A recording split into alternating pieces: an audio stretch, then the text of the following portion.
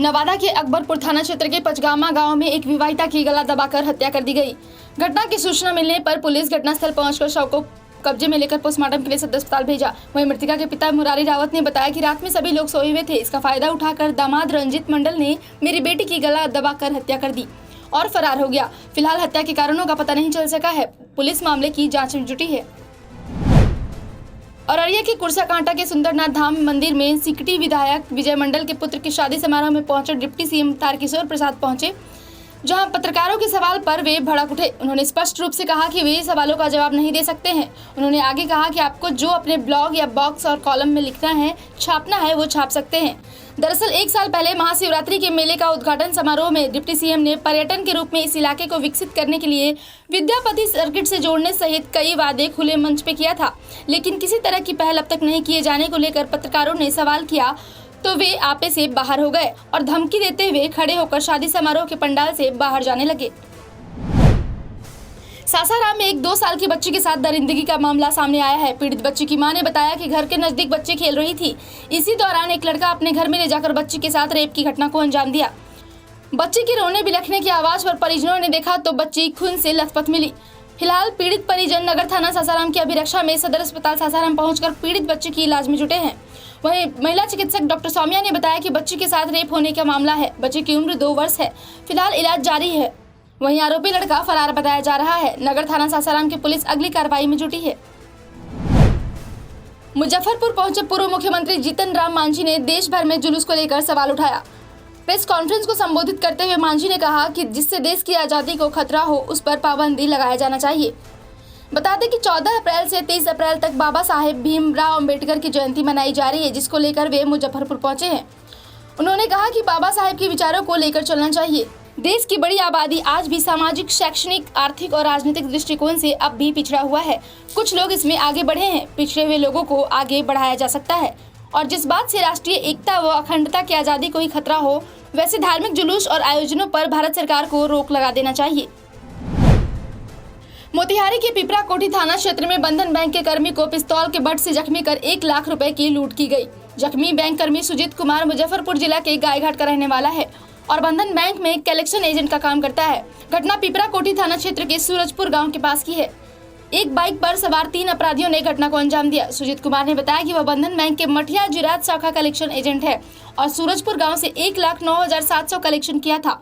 सूरजपुर गांव से निकलने के बाद एक बाइक पर सवार 3 अपराधियों ने उसको घेर लिया और मारने की धमकी देते हुए उसके ऊपर पिस्तौल के बट से मार दिया, जिससे वह जख्मी होकर गिर गया। उसके बाद अपराधी बैग लेकर फरार हो गए। घटना की जानकारी मिलने के बाद पिपरा कोठी थाना अध्यक्ष अभिनव दुबे ने अपराधियों का पीछा भी किया, लेकिन अपराधी भाग निकले। नवादा जिले के गोविंदपुर थाना क्षेत्र के सरकंडा पंचायत के डेलहुआ गांव में महिला को दबंगों ने गोली मारी। बता दें कि गांव के एक दबंग व्यक्ति ने महिला को गाली गलौज करते हुए गोली मार दी।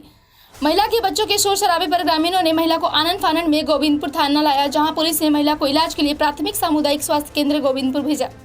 वहीं डॉक्टरों ने महिला को गंभीर स्थिति को देखते हुए बेहतर इलाज के लिए नवादा रेफर कर दिया। वहीं महिला के पति रंजीत कुमार ने बताया कि अपने 2 बच्चों को महिला सड़क के किनारे शौच कराने गई थी। उसी दौरान गांव के ही एक दबंग व्यक्ति कौशल यादव ने मेरी पत्नी रूबी देवी को गाली देते हुए गोली मार दी। गोविंदपुर थाना में आवेदन देकर न्याय की गुहार लगाई है। पुलिस आवेदन लेकर मामले की जांच में जुटी है। नालंदा के नूरसराय थाना क्षेत्र के बड़ारा गांव के समीप स्कूली छात्रा की सड़क हादसे में मौत हो गई। मृतका की पहचान गोसाई बिघा गांव निवासी उमा शंकर प्रसाद की पुत्री संपत कुमारी के रूप में की गई। बताया गया कि किशोरी साइकिल से 9वीं क्लास में एडमिशन लेने स्कूल जा रही थी। तभी विपरीत दिशा से आ रही मिट्टी लोड ट्रैक्टर के डाले में उसका हैंडल फंस गया, जिससे वह सड़क पर गिर गई और ट्रैक्टर का पिछला हिस्सा किशोरी के ऊपर चढ़ गया, जिससे घटनास्थल पर ही उसकी मौत हो गई। शव को चालक के द्वारा सड़क से हटा दिया गया और चालक मौके से फरार हो गया।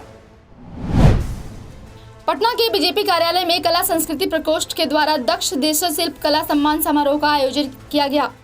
कार्यक्रम का उद्घाटन मंत्री जीवेश मिश्रा, मंत्री जनक राम ने किया। वहीं इस अवसर पर देश विदेश में बिहार का नाम रोशन करने वाले कई शिल्प कलाकारों को भी सम्मानित किया गया। सम्मान के बाद मंत्री जीवेश मिश्रा ने कहा कि इस तरह के कला सम्मान से कलाकारों का मान सम्मान बढ़ता है और जिस तरह से इन्होंने देश विदेश में बिहार का नाम रोशन किया है, इनका सम्मान जरूर होना चाहिए। औरंगाबाद में डीलर हत्याकांड का मामला अब तूल पकड़ता जा रहा है। इस कांड के अभियुक्तों की गिरफ्तारी नहीं होने पर ग्रामीणों ने जिले के फेसर थाना अध्यक्ष का न सिर्फ पुतला फूका, बल्कि उनके खिलाफ जमकर हंगामा और नारेबाजी भी की। गौरतलब है कि 12 अप्रैल को फेसर थाना क्षेत्र के बसडिया कला गांव में मामूली विवाद को लेकर डीलर बुढ़ा सिंह की कुछ लोगों ने जमकर पिटाई कर दी थी, जिससे उक्त डीलर गंभीर रूप से जख्मी हो गया था। वहीं शुक्रवार को पटना के एक निजी अस्पताल में इलाज के दौरान उसकी मौत हो गई।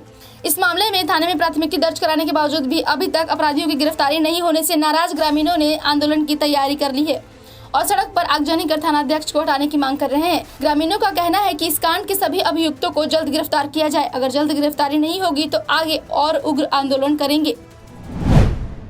सिवान के हसनपुरा प्रखंड के मंद्रपाली पंचायत के शिव मंदिर के समीप आग लगी की घटना में कई एकड़ में लगे गेहूं की फसल जलकर राख हो गया। वहीं गांव वालों ने खुद से आग पर काबू पाने की कोशिश की, लेकिन आग को बढ़ता देख स्थानीय ग्रामीणों और मंद्रपाली पंचायत के मुखिया सोहन राम के पहल से अग्निशमन वाहन को बुलाया गया। हालांकि अग्निशमन की गाड़ी जब पहुंची तब तक गांव वालों ने घंटों मशक्कत के बाद आग पर काबू पा लिया था।